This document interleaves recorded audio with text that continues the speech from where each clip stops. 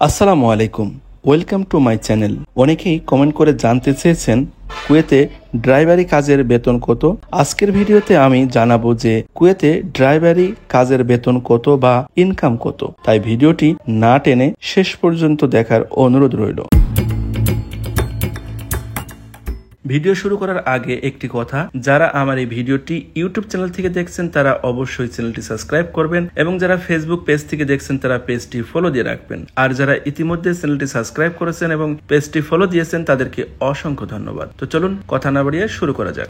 কুয়েতে বিভিন্ন সেক্টরে অনেক কাজের সুযোগ আছে, তার ভিতরে ড্রাইভারি একটা অন্যতম কাজ। বিভিন্ন জায়গায় ড্রাইভারের প্রয়োজন হয়, তাই এই কাজের চাহিদা অনেক। আমি বোঝানোর জন্য ড্রাইভারি কাজ 3 ভাগে ভাগ করেছি।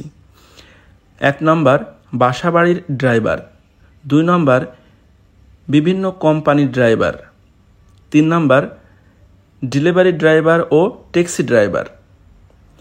বাসার ড্রাইভার, বাসাবাড়ির কুয়েতি বাসাবাড়ির ড্রাইভারের বেতন সর্বনিম্ন 75 দিনার থেকে 200 দিনার হয়ে থাকে।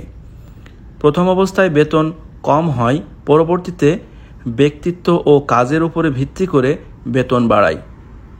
বিভিন্ন কোম্পানির ড্রাইভার, কোম্পানির ড্রাইভারদের বেতন সর্বনিম্ন 120 দিনার থেকে 350 দিনার পর্যন্ত হয়ে থাকে। কাজের অভিজ্ঞতা বাড়ার পাশাপাশি বেতন বৃদ্ধি পায়। ডেলিভারি ড্রাইভার ও ট্যাক্সি ড্রাইভার, ডেলিভারি ও ট্যাক্সি ড্রাইভারদের কোনো নির্দিষ্ট বেতন হয় না। তারা যত বেশি কাজ করে তত বেশি ইনকাম হয়।